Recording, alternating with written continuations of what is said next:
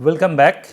In this lecture 17, I will continue my discussion on emulsion polymerization and also give you some examples about common polymers that are synthesized by radical chain polymerization, and if time permits I will talk about this RDRP polymerization. Now, let us revisit the last slide which we discussed in the last lecture. This is what the situation is at the beginning of the emulsion polymerization, where we have large droplets that are stabilized by surfactant molecules, and we have monomer Solane micelles, and we have some dissolved monomer molecules. We have initiator molecules which are dissolved and they are in equilibrium, and also please note that the number of these monomer droplets are much lower compared to the number of these monomer Solane surfactant micelles. As a result, the total surface area of these monomer Solane surfactant micelles are about 2 orders of magnitude higher than the surface area of these droplets. So, any species which generates in this aqueous medium, there is a highly chance, or this is likely, that it will collides more often with the this monomer Solane micelle than the monomer droplets.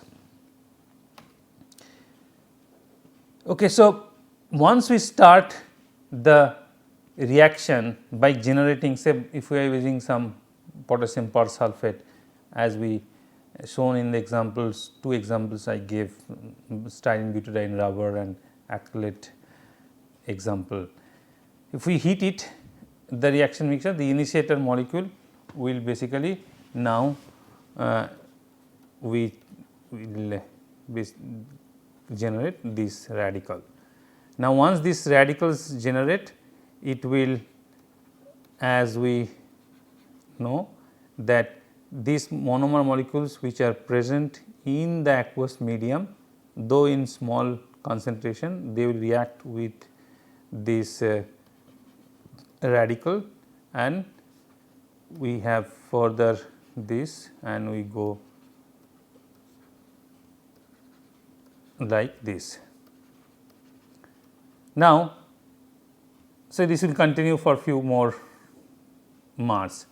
Now, as you can imagine, the monomers are not soluble in aqueous medium, then this chain, oligomeric chain, which have many monomer molecule or few monomer molecules, which will definitely expected to be even lower soluble than the monomer in aqueous medium.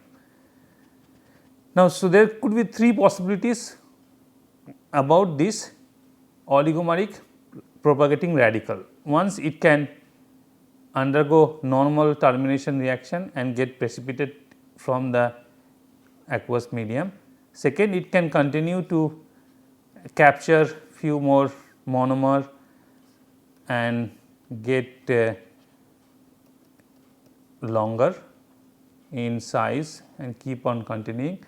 And third, which is the more likely possibility, that because this R is a hydrophilic part, because it is coming from a hydrophilic initiator molecule, and this part is basically hydrophobic because the monomers are not soluble in aqueous medium. As a result, this is like a surface active propagating radical, which does not like to be present in the aqueous medium. It will try to partition in some nonpolar region, like the micellar core, which is nonpolar hydrophobic, or it can partition in the monomer droplet, because inside the monomer droplets it is hydrophobic nonpolar. Now, as I discussed few times in last lecture as well as beginning of this lecture, because the surface area of these monomer Solane micelles are much higher than the monomer droplets, most likelihood, or it is certainly partition inside the micelles containing the monomer molecules. So, if I have this micelles, as I said, these are charged. In this case we are using anionic surfactant, and this has some monomer dissolved in it. So, this radical propagating radical oligomeric now will partition inside this monomer Solene micelle, and it will start reacting with these monomers and propagating radicals. So, basically now it has no problem about solubility, it is soluble in this medium. So, it is like it likes this medium. So, there is no problem of solubility. So, now it will react with the monomer present in this micelle, inside the micelle, and the chain will grow inside this micelle. So, if I use some other color,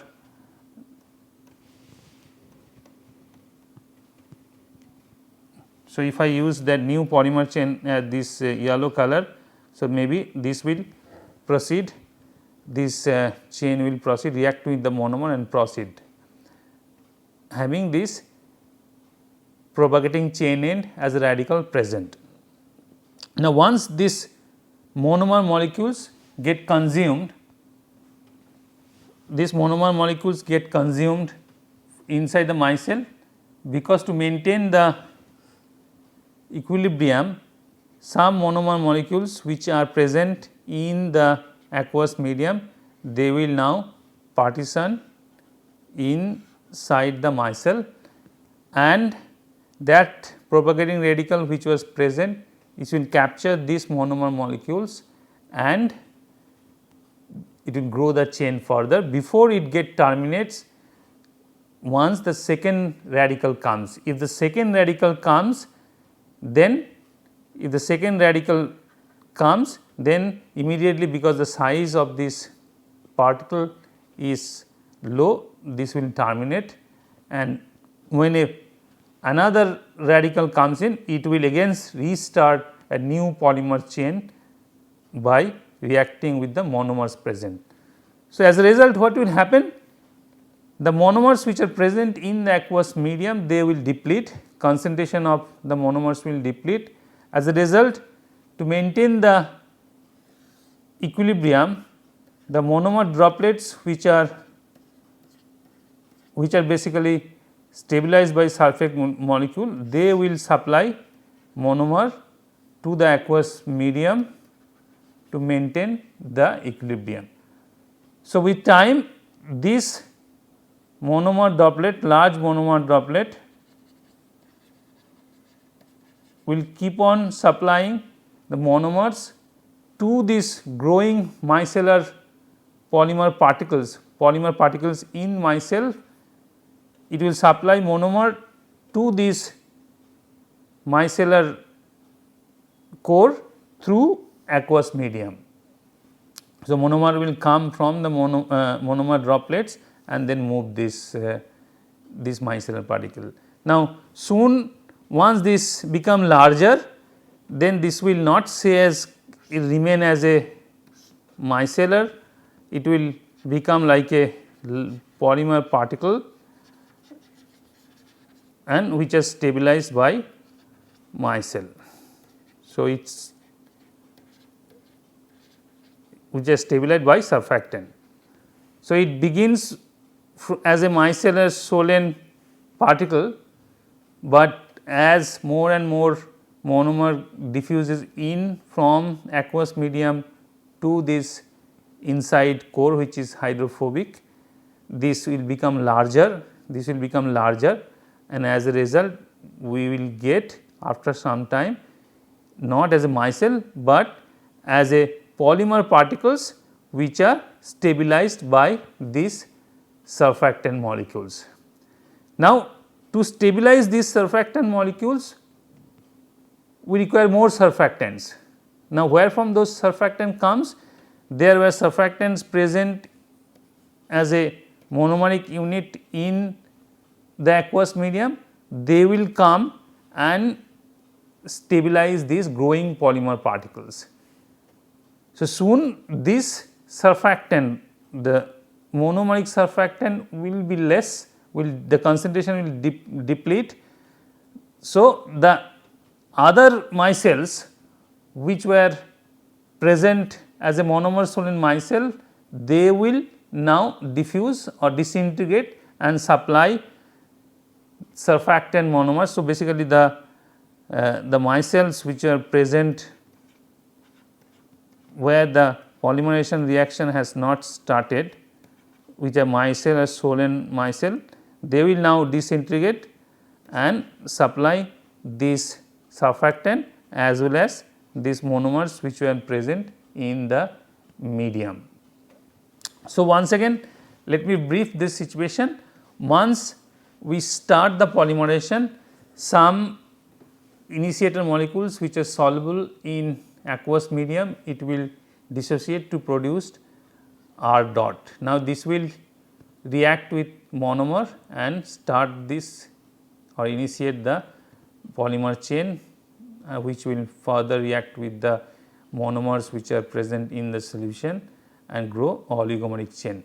Now, this oligomeric chain has three possibilities. It can get terminated by reacting with some other radical and get precipitated, and there is another chance where it can actually grow in size and then actually precipitate along with the active radical, now which can absorb or adsorb monomer from the medium and start polymerizing onto itself. So, basically it is not a micellar particle, it is a polymer particle itself. So, basically I have a oligomer which is precipitating out and it is absorbing more and more monomer from the medium and polymerization is happening by this. So, I have a polymer is getting produced and which is now stabilized by the surfactant molecules. So, I have this is the second possibility I talked about, and this is called heterogeneous nucleation. Heterogeneous nucleation.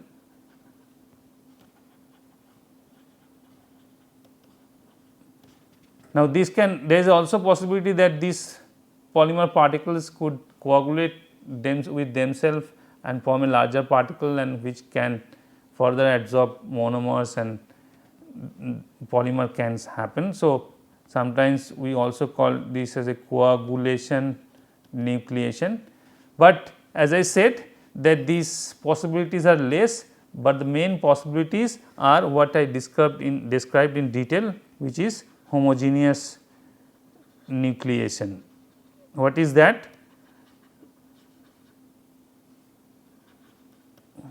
That once these oligomeric radicals get generated, it because it behaves like a surface active agent or surface tan, because it has a hydrophilic head group and a long hydrophobic tail, it diffuses inside the monomer Solin micelle because their surface area is much higher than the monomer droplets, and it start getting polymerized inside this micellar medium, and once this grows in size, monomers get supplied, more and more monomers get supplied into this growing polymer chain, and these monomers get basically compensated from the monomer droplets, and it grows in size and you get a polymer particle, growing polymer particle stabilized by surfactant, and these surfactants get supplied by dissociation of the or inactive micelles, which get dissociated when supply more surfactant. Now, also one thing, please note that this always have one active radical. Once the second radical gets in, because the size of this particle is low, they will immediately react with each other and terminate the chain, till a new propagating radical comes in, which again restart a new chain basically. So, basically this monomer Solin particle or a polymer particle, it can have either one active radical or it cannot have, it can have 0 radical. So, basically it is either stay as a dormant particle or a reactive particle when there is a one polymer propagating radical.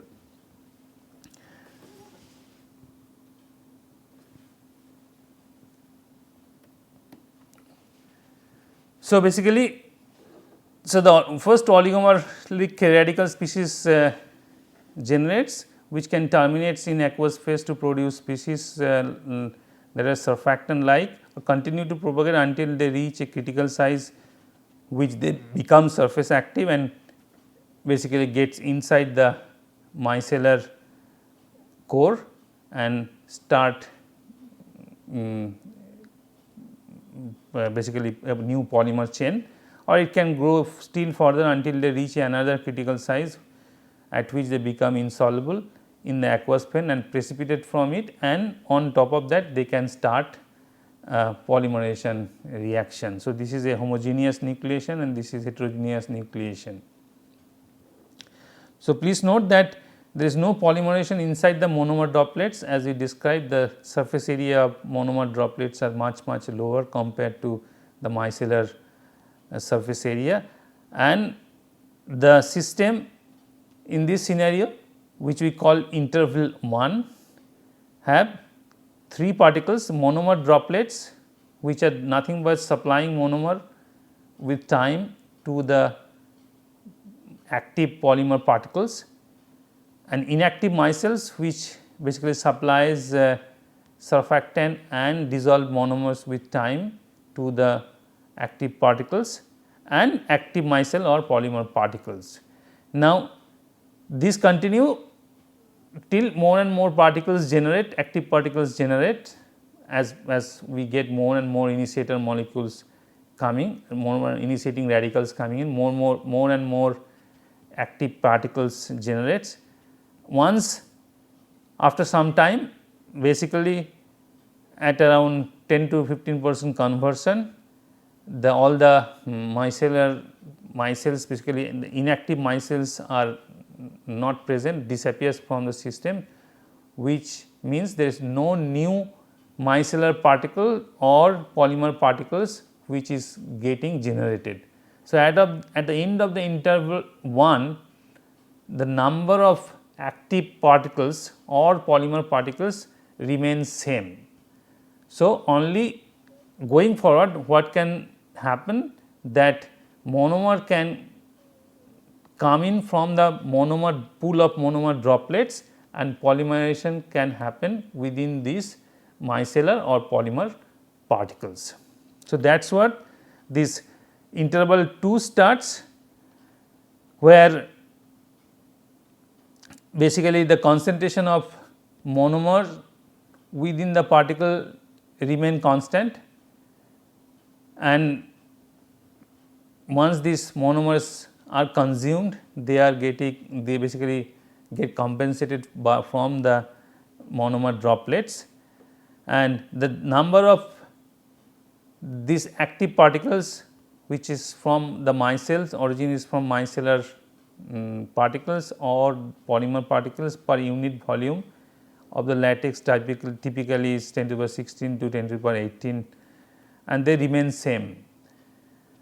And since the number of particles remains same, the rate of polymerization is also constant, because the polymerization is happening within these particles. So, if the number of such particles remains same, the rate of polymerization also remains same, and this is the time we call interval 2, where the number of particles remains same, some particles are active and some particles are dormant, which keep on changing as we new and new radicals get inside these particles, and monomers get supplied from the monomer droplets to these active particles, and further polymerization take place, and these particles grow in size slowly till the monomer pool supplies monomer from its droplet. So, once this monomer droplets gets consumed, there is no practically there is no monomer present in the aqueous medium or as a pool. Then whatever monomers which has gone in this particle, they will continue to react with this propagating radical and generate polymer. And so, the effectively now as there is no new monomer supply from outside, the monomer concentration within this active particle slowly comes down. As a result, the rate of reaction also comes down. So, if I see what is the 3 region, if I plot conversion versus time, at the beginning there is a stage 1 or interval 1, where the number of particles, active particles increases, because more and more radicals, propagating radicals are partitioning in micelle, monomer Solin micelle. So, more and more particles get generated. So, reaction rate is higher, increases with more number, and when this surfactant gets consumed from the system, from the aqueous medium, then no more particle can generate, no new more particle can generate. As a result, the radical, the reaction becomes fixed. So, rate of reaction becomes same, which is the interval 2, where the monomer gets supplied from the monomer pool to the active particle, and once that supply is over, because the monomer droplets are consumed, then only thing happen, whatever monomer which are present in the active or those particles, they get reacted. So, the concentration of monomer inside the particles comes down and reaction rate becomes lower. So, we have a third interval in this case. So, interval 2, we have no monomers of micellar surfactant, monomers in droplet, monomer in polymer particle and constant number of particles, and interval 3, no monomer droplets, monomer in polymer particles which get reacted and constant number of particles. So, if you talk about kinetics, it is little different than the normal radical chain polymerization. So, rate of polymerization, now in case of rate of polymerization, now we will discuss to solely in terms of interval 2 onwards, the interval 2 and 3. At the beginning we are not talking about the rate at interval 1, because there the number of monomer or number of particles are not fixed. So, basically the rate actually depends upon both how the numbers of particles are generating as well as the inherent reaction rate within those particles. So, we will restrict the discussion rate of polymerization interval 2 onwards, which is the maximum time the reaction remain in the active form. Now, rate of polymerization in this case is given by rate of polymerization in a particle or per particle multiplied by number of such particles per unit volume or concentration of such particles. So, RPP is the rate of polymerization per particle and NP is the number of such particles per unit volume in aqueous phase. So, within a particle the rate is given by the normal radical chain polymerization Kp and concentration of monomer and concentration of radical species. Now, if the number of radical species within a particle is n, then this is the average number of radicals per particle, then if we divide by Avogadro number, then we will get the concentration of this radical. So, we get the rate, this is the monomer concentration and this is the number of average number of particles per particle. So, we divide by Avogadro number to get the concentration. Now, what about the average number of radicals per particle? Now, we discussed that we will basically restrict our discussion to the simplest situation, which we call Schmidt-Ewart case 2 condition, and in this case we are considering the radical once get adsorbed or come inside the monomer Solin micelle, it cannot dissolve. Okay. So, it cannot, once it comes inside the particle, it cannot escape once captured. And particles are so small, I just discussed earlier also that it is so small that two radical species cannot exist independently. They, as soon as they come in, it will basically get terminated by bimolecular reaction. So, this is what we have seen, and the particle then remains dormant. Once this second radical comes in and the termination reaction happen, it remains as a particle, remains as a dormant species till entry of another radicals which initiate the propagation and new chain formation starts. So, on average each particle contains a propagating radical, one propagating radical or 0. So, either the particles contain one active radical or no radical. So, basically half the time it stays as an active particle and half the time it stays as a dormant particle. So, on average it has n equals to half. So, on average this it has a half n value is half. So, it is the half number of average particle. So, now if we go back and get this rate, now what is the, how to get this number of particle?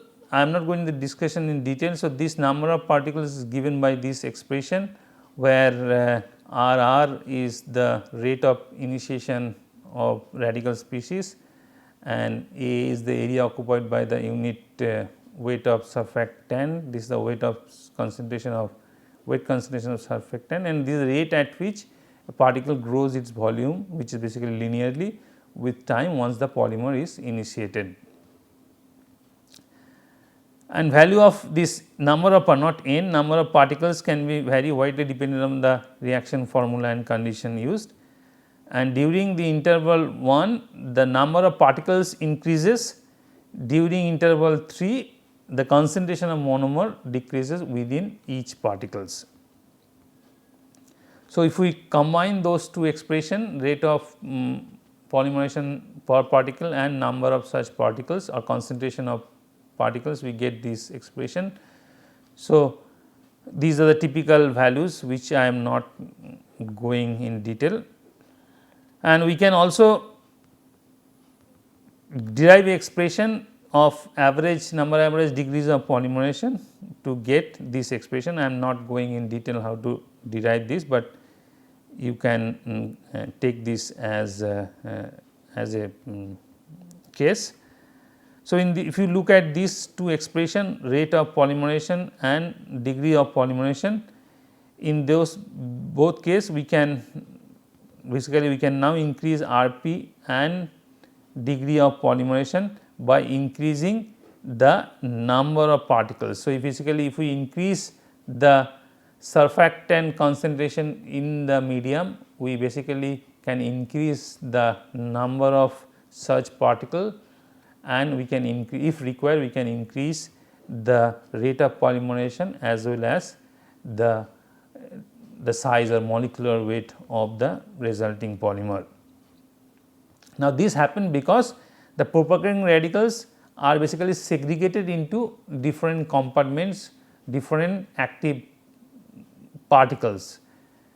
In normal radical chain polymerization, they are basically all present in same medium. As a result, immediately the concentration goes up, they basically undergo bimolecular termination reaction, but in this, as a result, the molecular weight comes down. But in this case, as we can separate, basically as we separate this propagating radical into different compartments, we basically can generate rate of polymerization higher without compromising the molecular weight.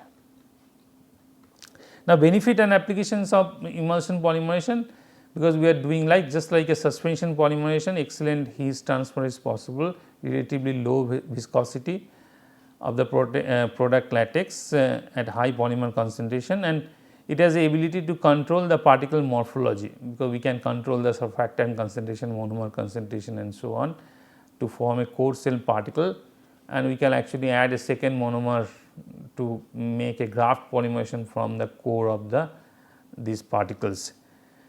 And major advantage is that This is because it is this latex is a waterborne polymer. We basically have the polymer in water medium.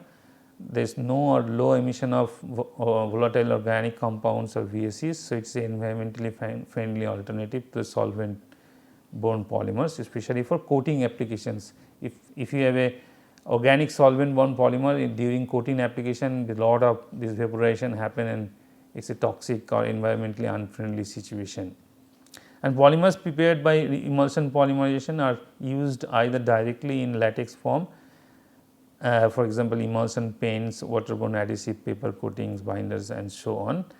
And it can be also if required, can be isolated by coagulation.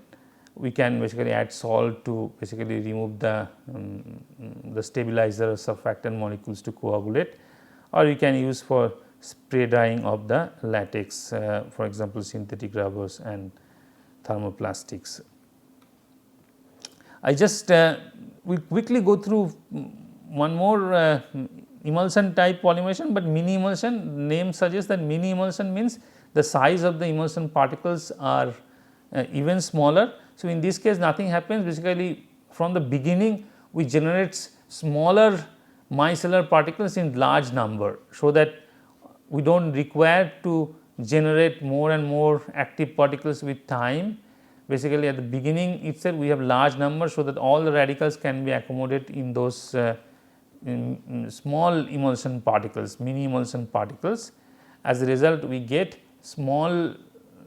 finally we get small particles, emulsion particles, and we call that product as a mini emulsions. So, basically the objective was to control the number of particles by starting the polymerization with a mini emulsion that compromises monomers droplets, which are sufficiently small, typically this is the diameter, and large enough number so that it can efficiently capture all the radicals. And in this case nucleation happen within the polymerization starts within the mini emulsion monomer droplets, which becomes polymer particles, and in this case the number of particles defined as the number of mini emulsion droplets present in the start of the polymers. And once the polymer produced within the mini emulsion droplets, it become monomer solvent droplets, and polymers continues in much same as the interval 3. So, we do not need to supply any more monomers from outside. So, basically when the monomers within this mini emulsion get consumed, the reaction is over.